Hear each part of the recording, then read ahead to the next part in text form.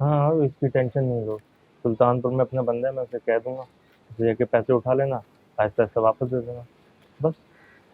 लेकिन इतने ज्यादा पैसे हम कैसे? टेंशन है। और ये भी आपको मैंने जो साइन करवाए थे आपसे। अस्सलाम वालेकुम। बड़ी पढ़ाइयाँ छड़ाइयाँ। ये वो पप्पू पढ़ रहा था जी। पप्पू, किताबें उठाओ, अंदर चलो यासिर, अंदर बैठते हैं। आप लोग क्यों जा रहे हैं? वो आप चाय पियेंगी टेस्ट वाली? बिल्कुल पीऊंगी। भिजवाता हूं। चलो। आपका गधा कैसा है जी? गदा, दारा नाम है उसका। बैठे हैं, बताना पड़ता है आपको। दारा का मतलब होता है गिफ्ट। कमाल है जी। दरअसल बबर जी, मैं आपसे इसी सिलसिले में बात करने आई थी। जी मुझे आपकी हेल्प चाहिए। जी, हुक्म करें। जानवर इतना बड़ा है और मेरे पास जगह कम है। मुझे लगता है उसके साथ ज़्यादती है कि उसको मैं अपने पास रखूं वहाँ पर, लेकिन मैं उसे रखना चाहती हूँ। इनफैक्ट उस जैसे कितने और जानवर हैं जिनके मालिक अच्छे नहीं हैं बबर जी। कितने हैं जो गलियों में फिर रहे हैं, गाड़ियों के नीचे आके मारे जाते हैं, ज़ख्मी हो जाते हैं, बीमार हो जाते हैं, मगर कोई उनका ख्याल रखने वाला नहीं है। मैं ना वो सारे जानवर रेस्क्यू करना चाहती हूँ बबर जी, मगर मेरे पास जगह नहीं है। देखिए, मैं बहुत ज़्यादा तो नहीं, लेकिन जितने हो सके उतने पैसे भी पे कर दूँगी। आप जगह ढूंढने में मेरी मदद करेंगे ना बबर जी? जी, करते हैं कुछ आपके दारा साहब के लिए कुछ। एक और गल भी है। जी, तुसी बड़े क्यूट हो जी। कसम।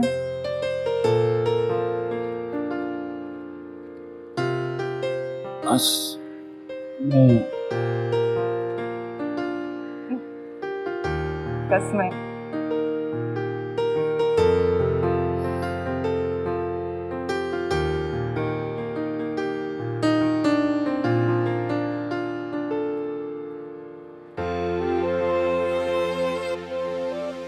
ये एक जगह है, आप देख लें, अगर आपको पसंद आ जाए तो।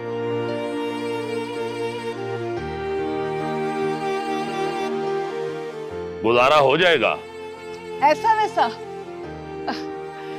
बबर जी, आपको नहीं पता आपने मेरे लिए मेरा काम कितना आसान कर दिया है। बल्कि I am very grateful to you. नहीं नहीं, कोई ऐसी बात नहीं, मैं 2-3 बंदे भेज दूंगा। आपने यहाँ कोई रद्दो बदल करवा रही हो तो करवा लीजिएगा। नहीं नहीं नहीं नहीं, इसकी बिल्कुल जरूरत नहीं है, मैं खुद कर लूंगी। आप बस देखिएगा कि चंद दिनों में ही ये जगह कितनी आबाद हो जाएगी। तो आपका सबसे पहला मेहमान खेलू का दारा होगा। वो ना जी, मैंने खेलों से भी एक्सक्यूज करना है। पता नहीं उस दिन मैंने उसे क्या कुछ बोल दिया गुस्से में। सीरियसली। नहीं, ऐसी बात नहीं है, उसने गलत किया था। बस ऐसे ही है ना बब्बर जी। पता है, जब जानवरों पे जुल्म होना बंद हो जाएगा ना, तो इंसानों पे जुल्म होना भी रुक जाएगा। वो कैसे जी? वो ऐसे के जानवर मासूम होता है जी, बेजुबान होता है, बेबस होता है। आप उसको मारेंगे, इस पे जुल्म करेंगे तो आपको बदले में कुछ नहीं कह पाएगा ना। बस इसी से क्या होती हैं कि आदतें डेवलप होती हैं, आदतें पुख्ता होती हैं, और यही लोग बाहर जाकर इंसानों पर भी जुल्म करते हैं, कमज़ोर इंसानों पर। बड़ी अजीब बात की है आपने, मैंने तो कभी ऐसे सोचा ही नहीं। तो सोचा करें ना जी। अच्छा, मैं आपको समझाती हूँ। क्या होता है ना, कोई भी सोसाइटी अपने जानवरों के साथ कैसा सलूक करती है, उससे उस सोसाइटी की ज़हनी सेहत के बारे में पता चलता है। हाँ, अगर आप जानवरों पे जुल्म नहीं कर रहे तो इंसानों पे कैसे करेंगे? मगर यहाँ तो इंसानों को कोई नहीं पूछता, तो जानवरों को कौन देखेगा? मैं देख रही हूँ ना। जी? जानवरों को। मेरा मतलब है जी कि देखें, अभी तो इंसानों को ज्यादा जरूरत है जानवरों से देखने की। तो आप देखें इंसानों को, मैं जानवरों को देख लूंगी जी। आपको नहीं लगता कि ऐसे फिर जीवन नगर में कोई बेआसरा नहीं रहेगा? खेलू की हालत देख के आपसे कौन इख्तिलाफ कर सकता है? वैसे ओवर जी, आपका सेंस ऑफ ह्यूमर बुरा नहीं है, हंसते हुए भी काफी ओके लगते हैं जी। हंसते रहा करें जी, थोड़ा केरा बेल आना है जी। ऐसे।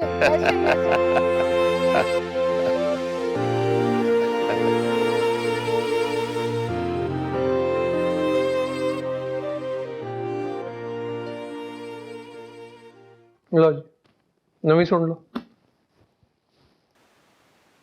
अब्बा, कोई गलत बात तो नहीं कह रहा वो? हाँ जी, नई नस्ल के लिए तो कुछ भी गलत नहीं है, इसलिए कि समझ नहीं है तुम लोगों को इन बातों की। कल को मेरा खानदान मुझे बिठा के 100 बातें करेगा कि इतना सब कुछ होने के बावजूद बेटी को कुछ नहीं दे सका। आप फिर खानदान वालों को लेकर बैठ गए? हाँ जी, इसलिए कि मेरा खानदान जरूरी है मेरे लिए।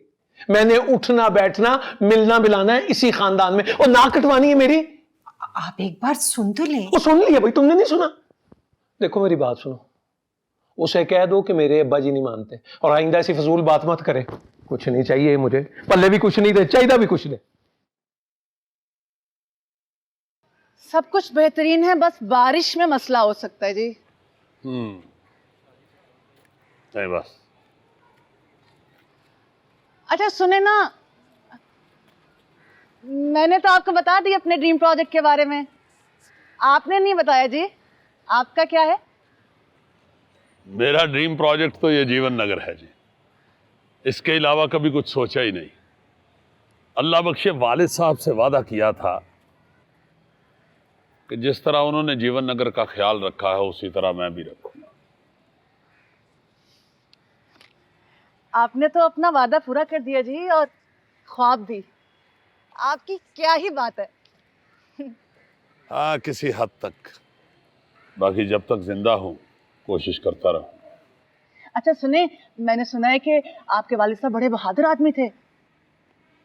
वो अकेले छुड़वा कर लाए थे 50 मुसलमान लड़कियों को। आपने भी सुन लिया है?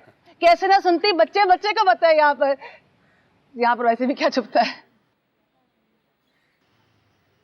अच्छा सुने, वो कुछ बातें नहीं पता मुझे। बाबा जी, आपकी वाइफ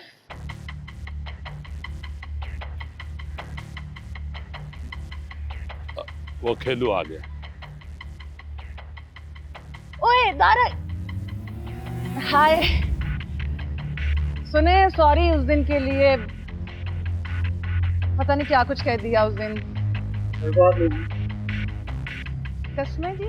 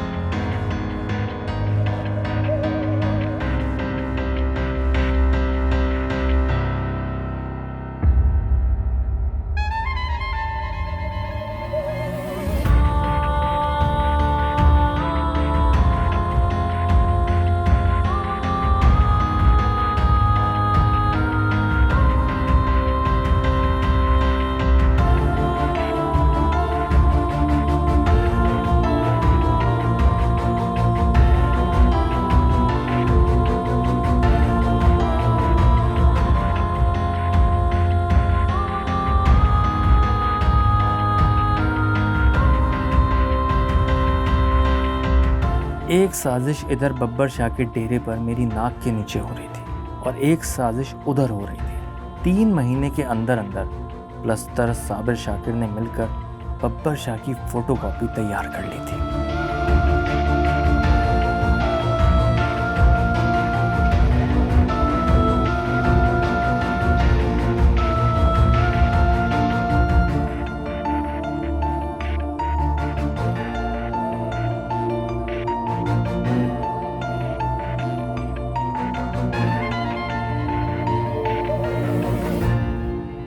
दुकानदार अम्मी से कहता कि बाजी आप ही बता दें, और अम्मी ने पता है क्या कहा? क्या कहा? 3500। ना कर। और मेरी तो हालत देखने वाली थी। मैं तो कभी बाहर देखूं, कभी अंदर, कभी ऊपर छत पर और कभी काउंटर पर। मतलब मैं अम्मी के साथ होकर भी ना नहीं थी उनके साथ। और फिर आगे से पता है वो क्या कहता? भाजी एदी भी की लोड़ है, तुसी एंजी ले जाओ। पहले मुझे ये बता कि ये क्या कॉम्बिनेशन है, और गेंजा की शर्ट के साथ सिल्क का दुपट्टा कौन मैच करता है? यार अम्मी और चाची के काम तो तुझे पता ही है। मैं थोड़ी देर के लिए साथ वाली दुकान पर जूते देखने के लिए क्या गई, और पीछे से उन दोनों ने ये कारनामा करके दिखा दिया। अब इतने सारे काम है और एक अकेली जान में।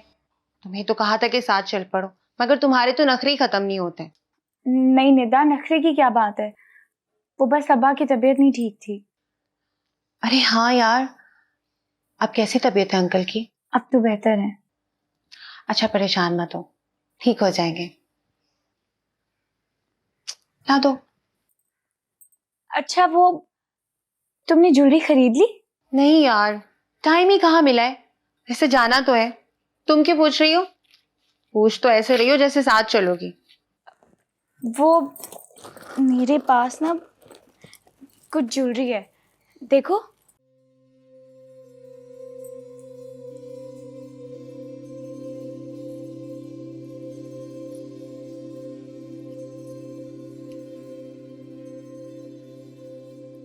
कैसी लगी? बहुत ही खूबसूरत है ये तो। है ना, खूबसूरत तो है। मैं सोच रही थी अगर अभी तुमने शादी की ज्वेलरी नहीं खरीदी तो तुम यही खरीद लो मुझसे। हमें भी पैसों की जरूरत है, हमारी भी हेल्प हो जाएगी। कैसी लगी? प्यारी है ना? प्यारी, बहुत प्यारी है। अच्छा यही है या और भी है? नहीं नहीं, और भी है, लेकिन घर पर है, अभी मैं यही लाई हूँ बैग में। तो एक काम करते हैं ना, ये अम्मी को भी दिखा देते हैं। हाँ हाँ सही है, बहुत ही प्यारी है।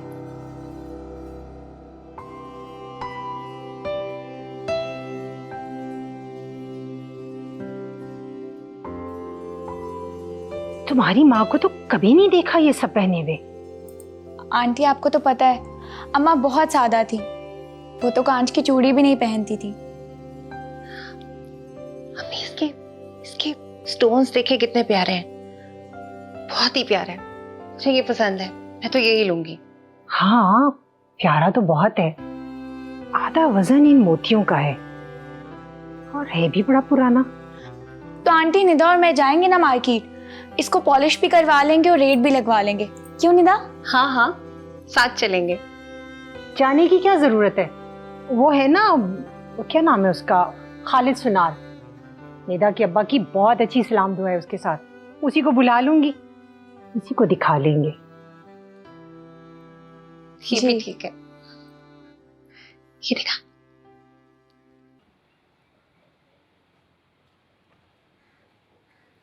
ये सब तुम्हारा है? तुम तो हनीफ कबाड़िया की बेटी हो ना? वो बताओ ना खालिद सलीम भाई। बता दो जी, मैं अभी आया। हैं?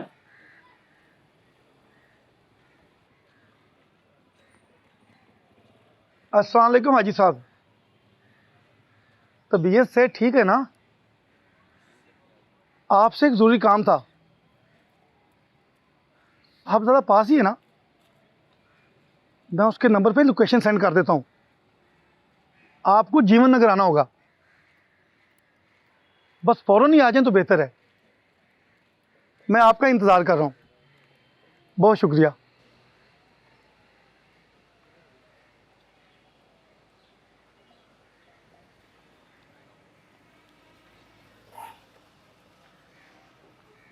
अस्सलाम वालेकुम। वालेकुम अस्सलाम। आइए आइए हाजी साहब, तबीयत ठीक है ना जी? अल्हम्दुलिल्लाह अल्हम्दुलिल्लाह। माशाल्लाह माशाल्लाह। आए आए।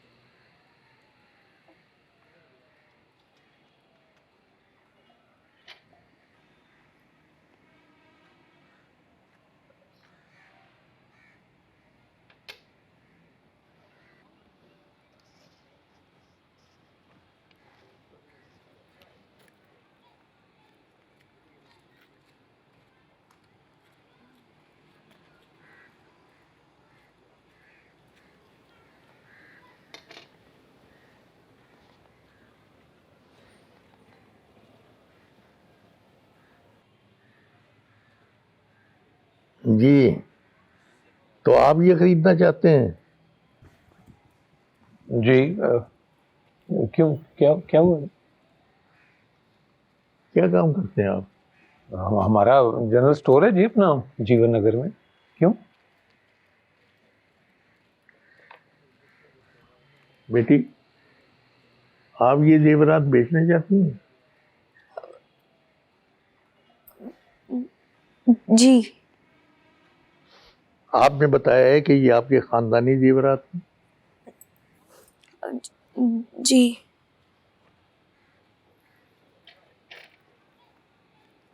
और आपको पता है ये क्या है?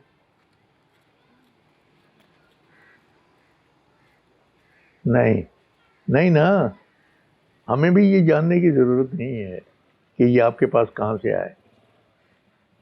देखिए, अगर आप इसे बेचना ही चाहती हैं तो मैं कुछ ऐसे लोगों को जानता हूं जो इस नवादरात की अच्छी कीमत दे सकते हैं, और बाकी का जो हिस्सा बनेगा वो हम रख लेंगे।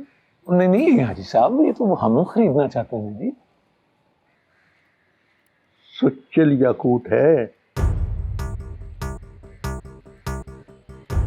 और आपको पता है हमारी 3 नस्लें गुजर गई हैं यही काम करते करते, और 60 साल से हमारा अंदाजा भी कभी गलत नहीं हुआ। अभी तो इसका वजन करना भी बाकी है। एक मोहतात अंदाजे के मुताबिक ये कंगन 65-70 लाख का है।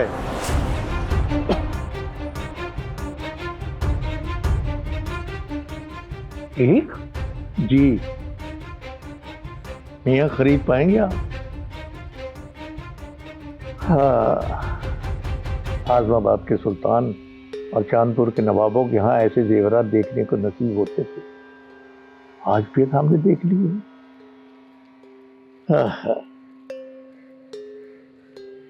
बेटी, ऐसे जेवरात बहुत कम लोगों को रास आते हैं, एहतियात कीजिएगा।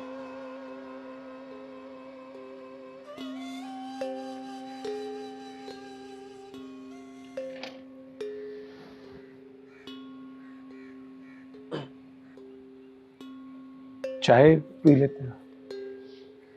नहीं, मैं चाय नहीं पीता।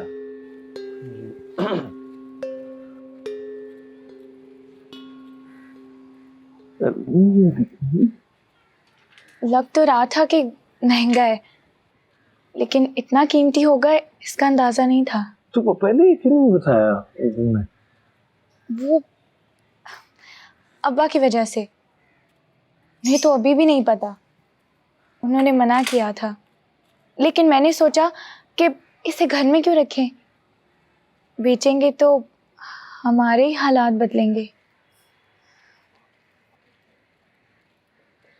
और कितना है? काफी सारा है। अमीर का अमीर से अमीर तर और गरीब का गरीब से गरीब तर होना दुख की बात है, लेकिन भाई जीवन नगर में इससे भी बहुत बड़ा दुख दरियाफ्त हो चुका था, एक गरीब का अचानक से अमीर तर होना।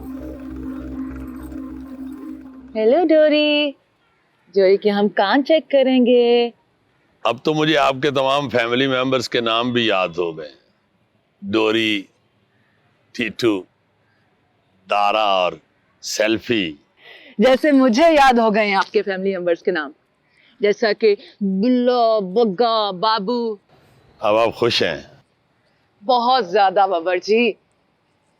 आपको पता है, यहाँ आकर मुझे लगता है जैसे मैं जन्नत में आ गई हूँ। अंदर आ जाओ। आपको एक मजे की बात बताऊं? जानवर जो है ना, बातें करते हैं, ऐसा गुस्सा भी करते हैं, झगड़ा भी करते हैं, लाड करते हैं, प्यार करते हैं, सब बातें करते हैं। आपने कभी की है जानवरों से बातें? नहीं, जानवरों से तो नहीं की, अलबत्ता जानवर नुमा इंसानों से बहुत दफा की। कितनी गलत बात है, आपने उन बुरे इंसानों को जानवरों से मिला दिया। ये तो मैंने सोचा ही नहीं था। आपको पता है अवर जी, ये जो जानवर है ना, ये इंसानों की निस्बत बड़े मासूम और अच्छे होते हैं जी।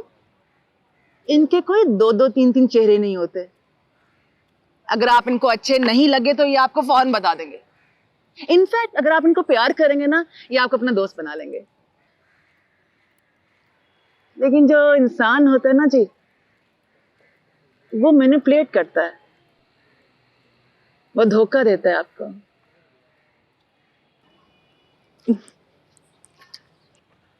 तो ये इंसानों के धोखों ने आपको ये जानवरों के करीब किया है? पहुंच गई आप तक भी मेरी कहानी।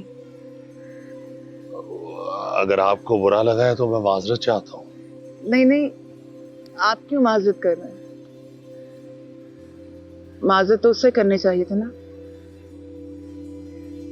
लेकिन खैर, कसूर मेरा भी था। मेरा ये ख्याल था, बल्कि खाम ख्याल था कि जो ऊपर से इतना उजला, इतना शफाफ दिखता है, वो अंदर से भी वैसा होगा। लेकिन वो तो अंदर से बड़ा स्याह निकला जी। मैं बहुत अरसा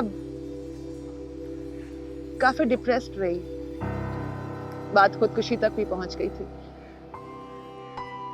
लेकिन फिर मैंने सोचा कि जिंदगी इतनी बेवकूफ थोड़ी है कि आप उसको जाया कर दें।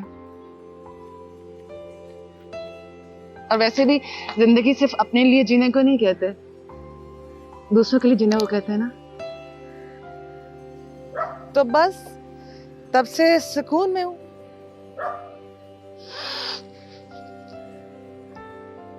ये तो हो गई मेरी कहानी। आप बताएं।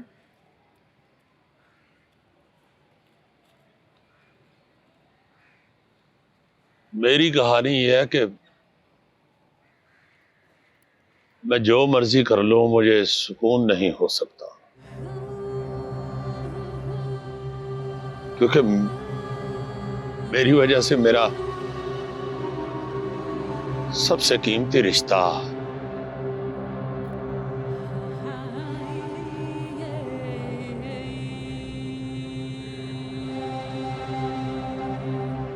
मैं माफी चाहता हूं, मुझे एक जरूरी काम याद आ गया।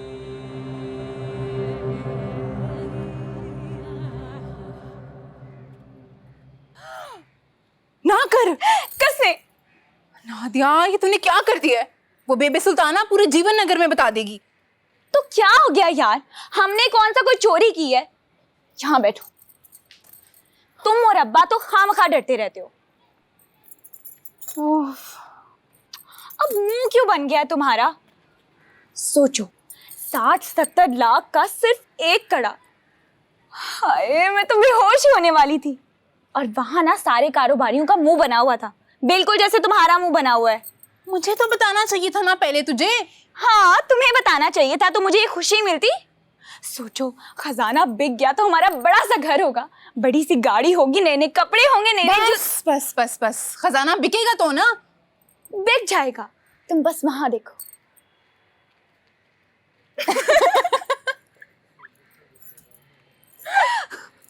पागल।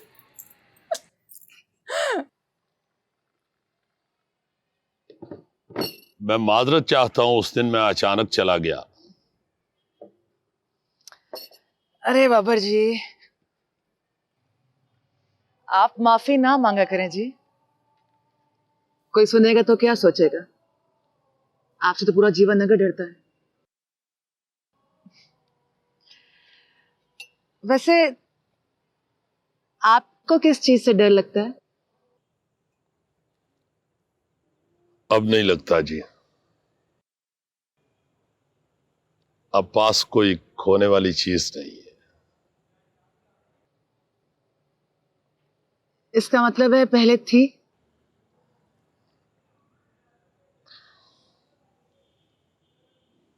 चाय अच्छी बनाई है आपने।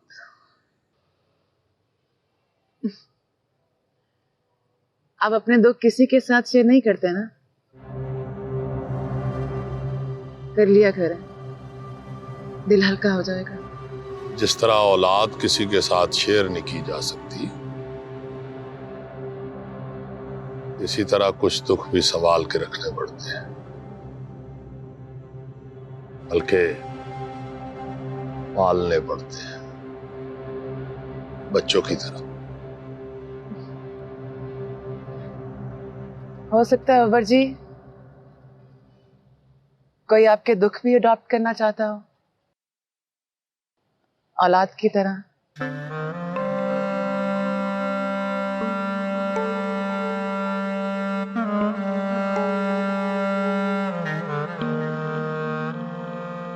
वो तुम्हारी भाभी खुद देख के आई है अपनी आंखों से, बता रही थी संदूक भरा हुआ है।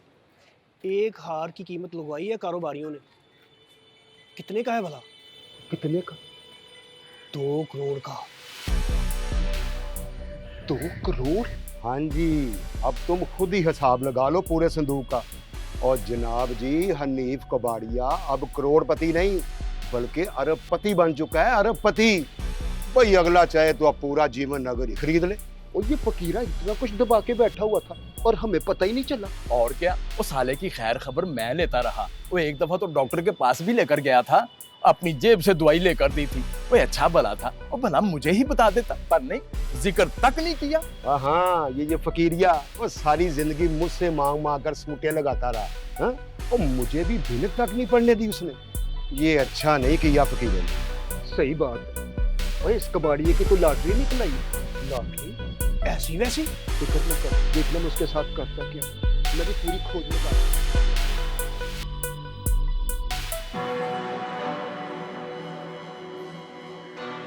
और सेठ हनीफ साहब सब खैरियत है ना? अब्बा चाय ले लें। अच्छा बेटा, कैसी है मेरी बेटी?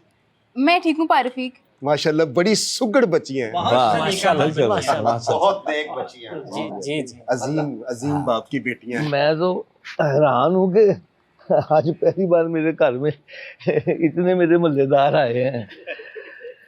मैंने कहा अभी फौरन चलो, अभी जाकर मिल लो, क्योंकि अब तो हनीफ जो है वो बड़े बंदे बन गए हैं ना। हो सकता है कल को हमसे मिलने के लिए इनके पास टाइम हो ना हो। और नहीं फारूक, ऐसी बात नहीं है, क्या बड़ा होना है, बस ठीक है। नहीं हनीफ भाई, हम गरीब लोग हैं। अब देखे ना, आप तो अब सेठ हनीफ हो गए हो ना। वैसे सोचा क्या है आप? उस पैसे का करना क्या है? नहीं, अभी तो मैंने कुछ भी नहीं सोचा। वैसे ये जो मेरा जो बेटा है ना, मेरा बेटा प्रॉपर्टी का काम करता है। हाँ, मैं बात कर रहा हूँ, प्रॉपर्टी का काम करता मेरा बेटा, आपको पता ही है। वो कहता था कि चाचू हनीफ से कहिएगा कि किसी वक्त भी कोई प्लाट, जमीन, घर वगैरह की जरूरत हो तो बस एक छोटी सी कॉल करनी है। और वैसे देखो ना, अब हनीफ इस घर में थोड़ी रहेगा। हमसा अली साहब कैसी बातें कर रहे हैं? अब ये दौर प्रॉपर्टी का नहीं रहा, अब ये इस मोबाइल का दौर है और आने वाला दौर भी इसी मोबाइल का होगा। मेरा कारोबार तो देखा ही आपने, बताना जरा। मैं चाहता हूं कि हम दोनों भाई मिलकर ना ये मोबाइल का कारोबार जो है ना, इसको खूब आगे तक लेकर जाएं। क्या ख्याल है आप? माशाल्लाह माशाल्लाह, मौत तो बरहक है, इसमें कोई शक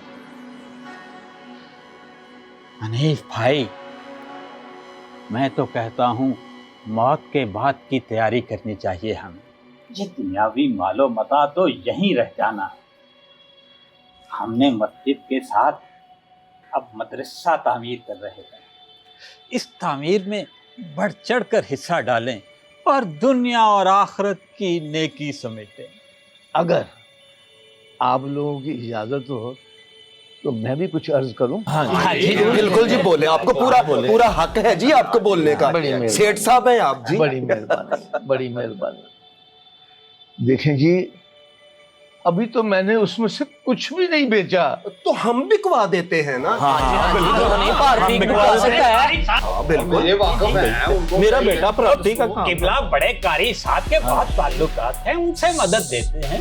अब कैसी बातें कर रहे हैं आप? कैसी? मैं बताता हूँ ना, मैं बताता हूँ। हमारे भी ताल्लुकात है, हम बता देंगे। मुझे बात तो करने दे, बात करने दे मुझे ना। सेठ हनीफ भाई, हमें भी तो खजाने का दर्शन कराए ना। हमें दिखाए ना, ताकि हम भी कल को लोगों को बता सके कि हमने खजाना अपने चश्मे तर से देखा था। क्यों भाई? एक मिनट भाई, एक मिनट। अब आप सारे पहली बार मेरे घर में आए हैं और आपने फरमाइश भी की है तो चलो औखे सौखे पूरी कर देता हूँ। आप चाय पिए हैं, मैं खजाना लेकर आता हूं। देखा, मैंने कन्विंस किया। वाह जी वाह। वैसे जा सकते हैं।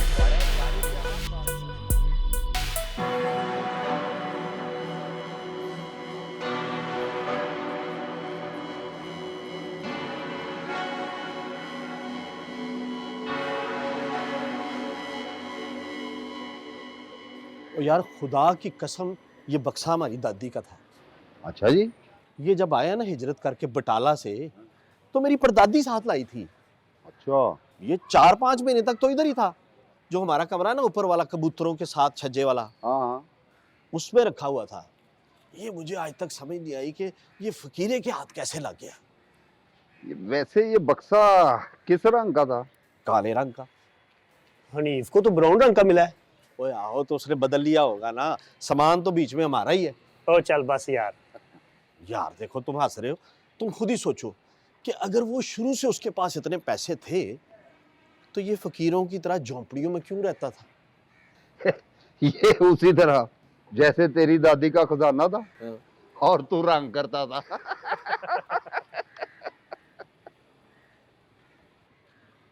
यार अगर मुझे इतनी दौलत मिल जाए ना तो कसम से फिर क्या करेगा?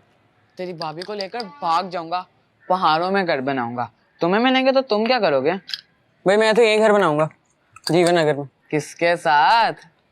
अरे भाई बता ना। बाहरी चल अपनी। बता ना यार। नहीं चपली, बात जो है ना होनी चाहिए असूल की।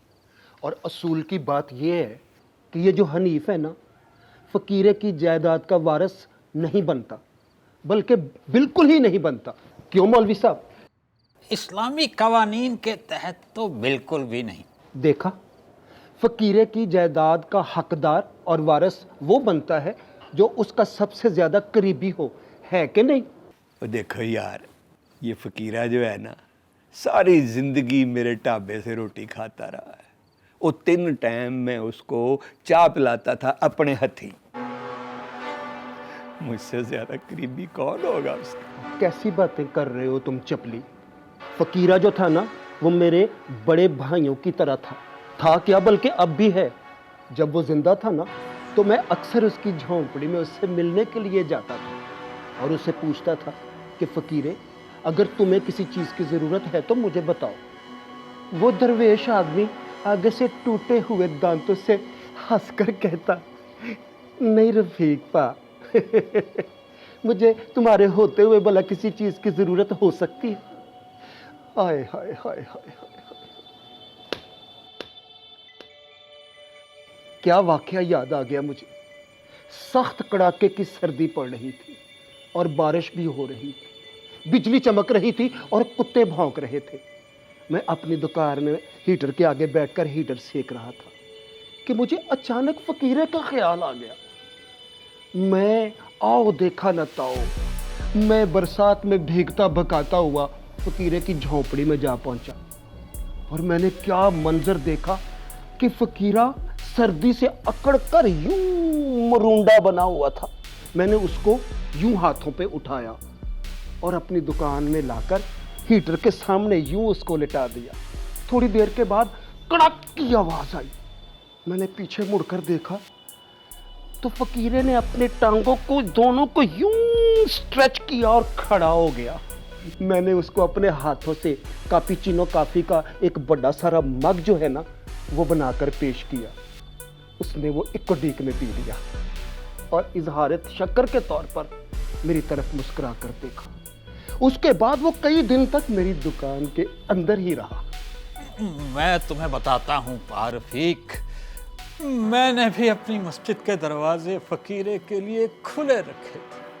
हालांकि लोग मुझे कहते थे कि ये चल्ला सा है, इसे बाकी पलीती का क्या पता, मौलवी साहब आप इसे मस्जिद में क्यों आने देते? लेकिन मैं कहता कि ना भाई ना, बात ये है कि फकीरा अल्लाह के घर में आया है और अल्लाह ही बेहतर जानता है कि कौन कितना पाक है और कौन कितना पलीत है ना।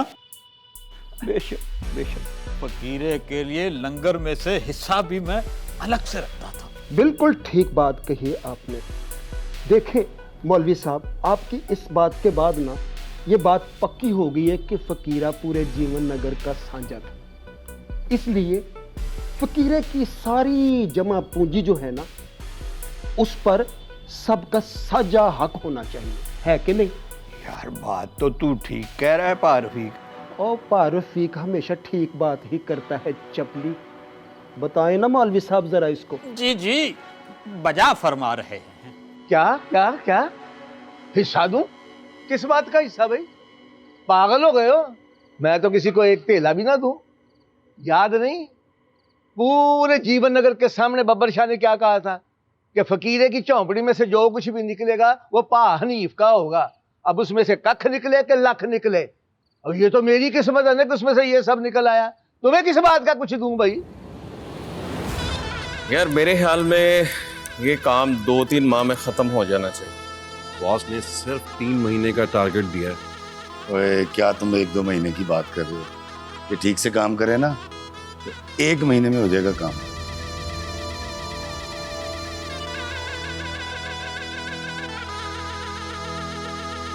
हाँ ओए,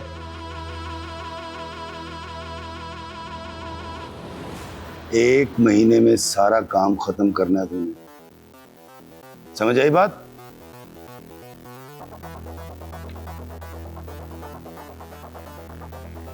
अगर तूने वक्त पे काम ना खत्म किया ना तो वहां आकर खुद मारूंगा तुझे।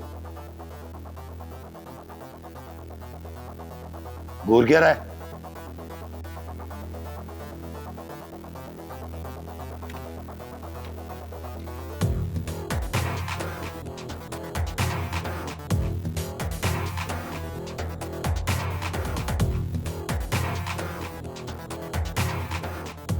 तू मारेगा बब्बर शाह को?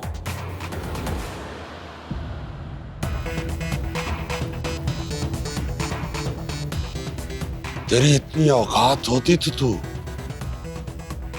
कब का मार चुका होता।